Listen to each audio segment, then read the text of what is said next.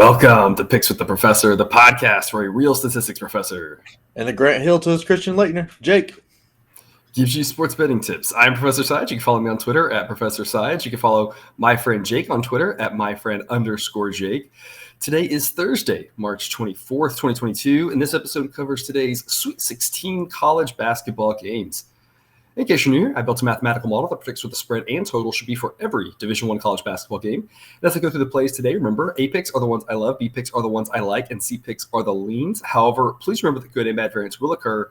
So as much as I'd like to say the model will be profitable each and every day, that is an impossible reality for any gambler. Jake, did you have a good vacation? Yeah, it was good. Went snowboarding, had a great time. Oh, fun. It's kind of weird to go snowboarding when it's 50 degrees out, but it worked out. Yeah. But that sounds like a fun little trip here. Without you, the model performed pretty well. Now, there's no Jake bias or anything. It doesn't affect anything, whether you're here or not. So hopefully we can keep that good momentum rolling here into the weekend. The model got the A pick yesterday. Overall 2-2 down, kind of rounding error, but I saw a lot of y'all commenting about that A total yesterday and got that. That gives us 3 in a row there. So that's always exciting to hear.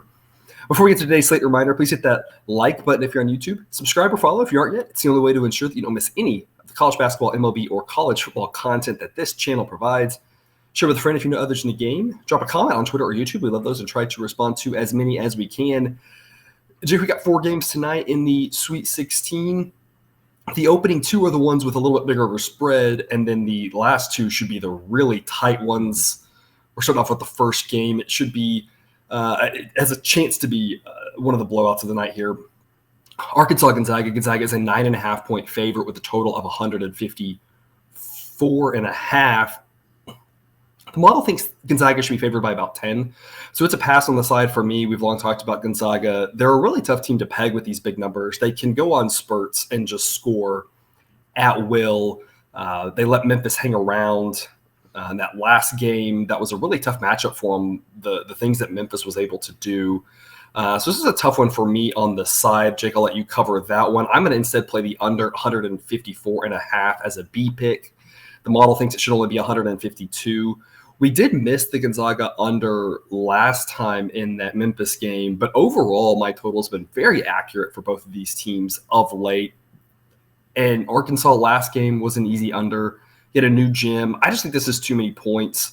I think there will be a lot of points, but 154.5 is just a lot. It's more out of principle. I think we should take under. I think it offers us some value here.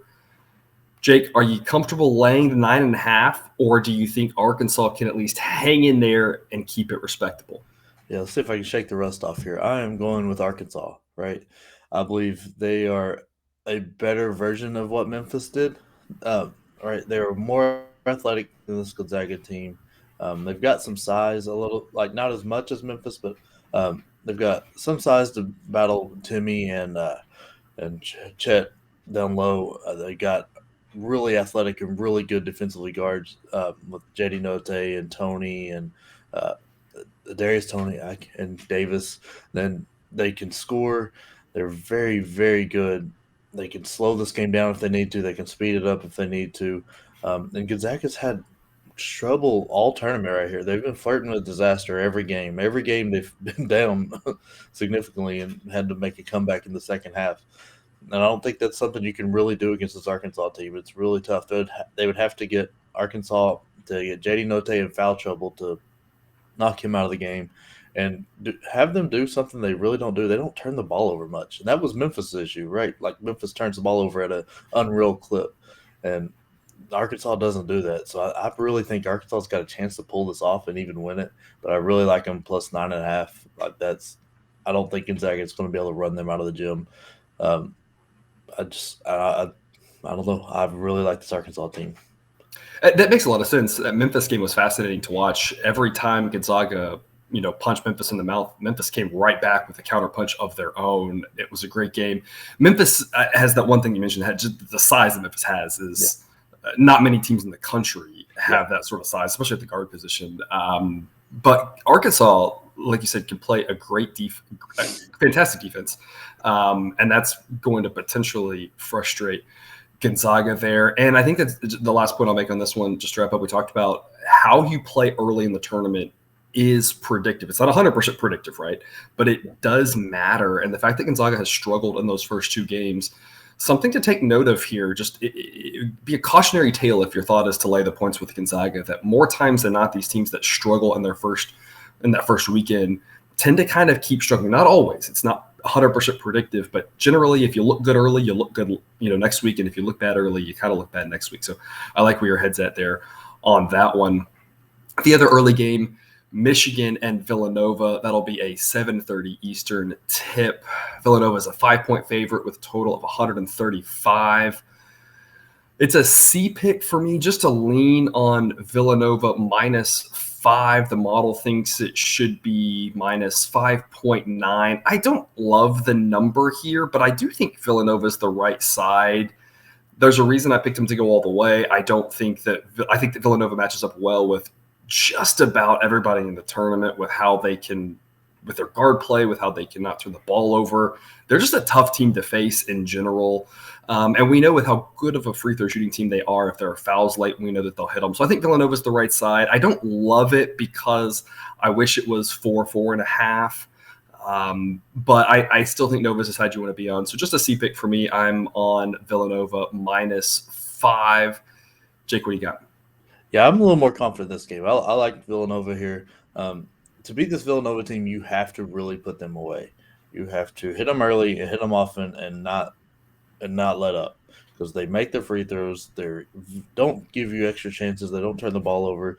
They're very experienced. They play so well together. It's unreal how well they play together, and they've got a great coach. And Michigan, as we've seen in both games so far in this tournament, they like to go down at half and then make a comeback. That's not going to work well against this Villanova team, because one, they can just shoot the lights out of the ball and just drown you that way, or they can just slowly suffocate you and just walk the ball down, take the whole second half, take all 30 seconds on the shot clock, and just limit any chance you have to come back. And they're very, very good defensively. And Dixon has really impressed me of how he has guarded just a really just wide range of people: tall, athletic, short, quick. He just stays with them all and does a really good job. And Slater's done about the same. So if they're hitting their threes, Michigan's got no chance. I think Villanova might be able to blow them out. But I think this is closer to a 10-point game, kind of like the Ohio State game. It's a very similar type matchup, and I think Villanova's got this one in the bag. I think my personal take is, I think you're probably right.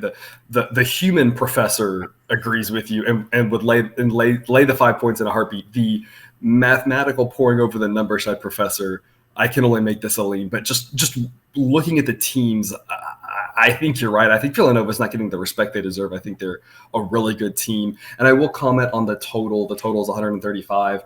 My model makes it 135.4. It's a pass for me on the total. And I will say that and you kind of mentioned there, Jake, I really like playing Villanova totals when it's contrary to what the other team is trying to do, because Villanova can, if you want to speed it up, Villanova is going to slow it down. And if you want to slow it down, Villanova is going to speed it up, because they're well coached and they can play either way and say, we're going to take you out of what you want to do, which is a great thing. Michigan, I don't think really wants to speed it up or slow it down. So there's not really a great angle there. But yeah, if they're playing an extreme team one way or the other, I think just going the contrary side for Villanova, I think they are going to say, we don't want you to play that game, and we're not going to let you play that game. And I think they're always smart. But here it's a pass for me on the total. Yeah, take you out of what you want to do. That's what Villanova's always done. It's kind of like the Bill Belichick kind of thing, right? You just take what they do best and take that away and see what you got. Yep. Exactly. And speaking of Bill Belichick, we have the Duke game up next, 9:40 Eastern. I feel like Belichick and Duke are basically like the same rate. I don't know. Maybe that was too subtle. I don't know. Texas Tech and Duke. Tech is a 1-point favorite with a total of 137.5. The model thinks Tech should be a 0.7 of a point favorite. So my number is pretty spot on the side. I'm passing on that. I think this should be a fantastically tight matchup, and I do not know which way to go there.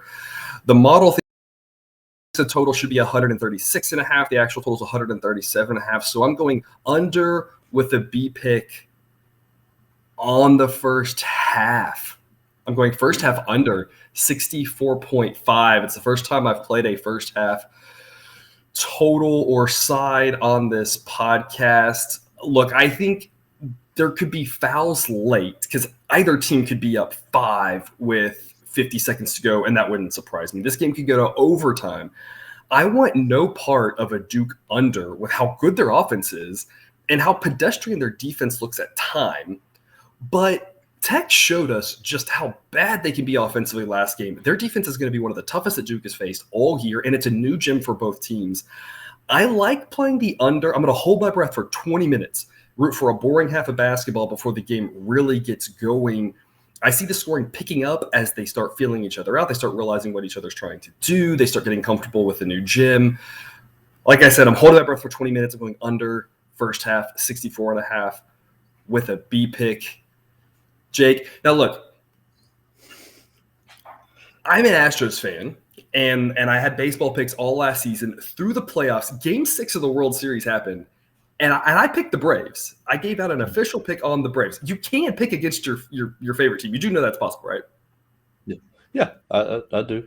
All right. That's all I'm gonna say. I'm gonna let you have the floor now. Yeah, this one hurts, right? Because I've loved riding this Texas Tech team all year. They've covered 22 of their 36 games or something crazy like that. It's been real fun. But I am leaning Duke because, like, if you look at their common opponents, right, that they've both played Gonzaga, Tech got beat, and Duke beat Gonzaga, and that was without A.J. Griffin. They both played Notre Dame. Texas Tech squeaked one out against Notre Dame. Duke blew out Notre Dame. I think just the way Duke lines up against this team, Texas Tech has got really, really, really good defense. We know it's the best of the nation and stuff, but they haven't really seen a guy like Paulo Blanchero, and they've dealt with a little bit of players kind of like Mark Williams, but they've never seen a combo of two guys that are 6'10" or taller that are as athletic as those two guys. The outside shooting they don't have to have, right? They can really get going towards the bucket, especially the way Jeremy Roach is playing.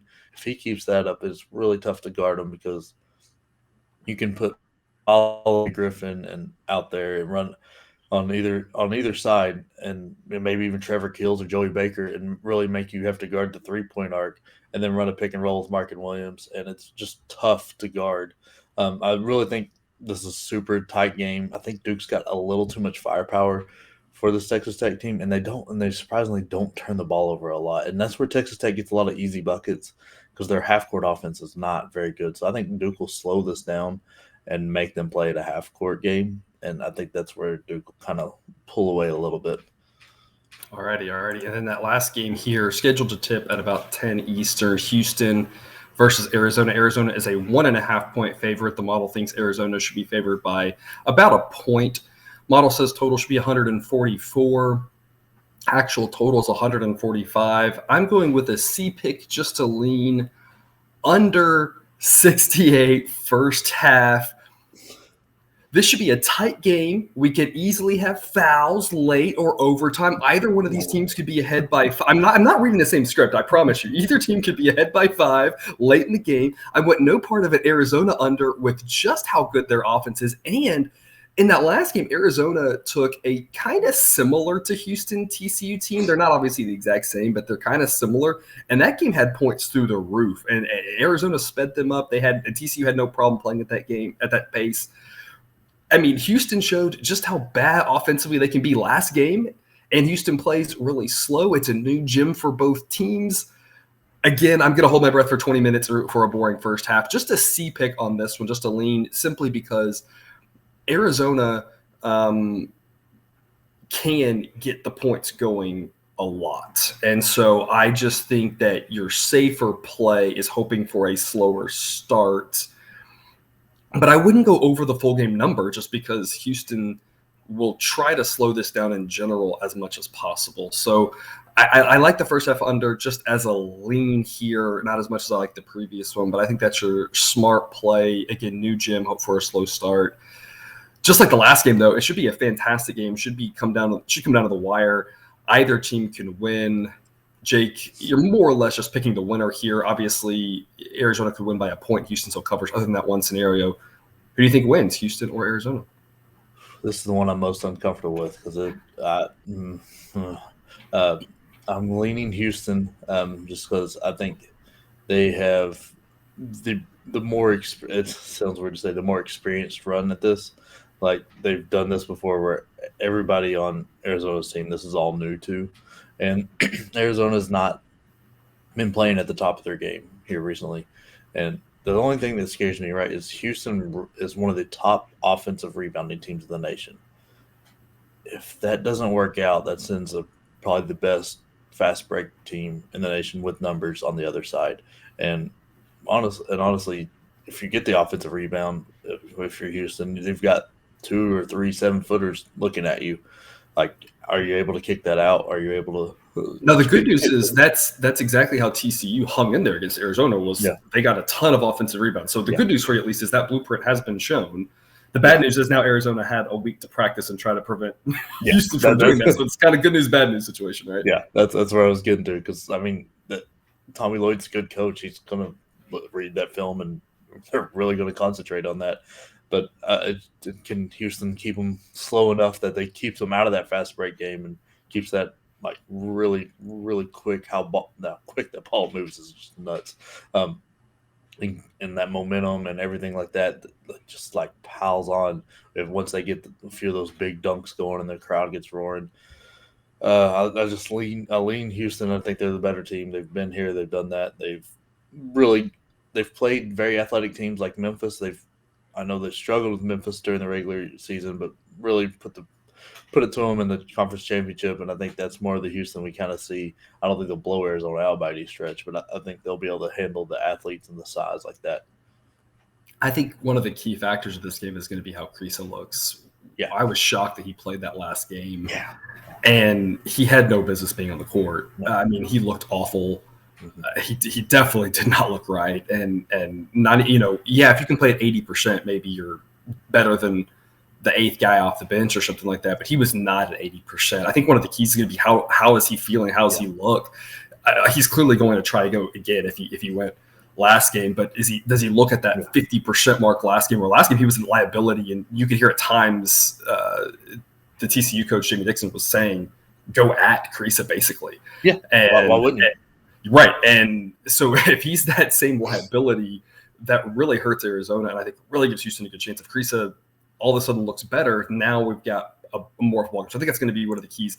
I have no idea. I'm a math nerd doctor. I'm not a useful doctor, so I can't tell you anything about the ankle injury part of it. But that's going to be what I'm going to be watching early on, is to see how he looks. And I will just comment here before we wrap up. No A-picks, obviously, for me on the day. I am eyeing one for tomorrow, but I don't want to press on anything like that. If there's no picks I love, let's not try to make one and invent one up there. So the lines here and the March Madness games are a lot tighter. Some of those lesser tournament ones, we could squeeze out a bigger edge there because there's just people falling asleep at the wheel, a little bit less money on it. I'm not really sure what the difference, less attention to it, right? But to these March Madness games, the lines are a whole lot more accurate. And so nothing I love on the board today. I think there's some smart investments. Hopefully we can make you some money here tonight. But for a pick I love, you'll have to tune into tomorrow's episode. I've got one for you on Friday that, at least if the number doesn't move right now, I do love. And that's all we've got for you today. Thanks for tuning in to another episode of Picks with the Professor. Reminder, check out the Google Sheet for full predictions. You can find that link if you've lost it. That's on the website, www.pickswiththeprofessor.com. If you haven't done so yet, click that subscribe button to ensure all of this college basketball content dropped right into your feed. We will see you tomorrow. And until then, remember, you can eat your betting money, but please don't bet your eating money.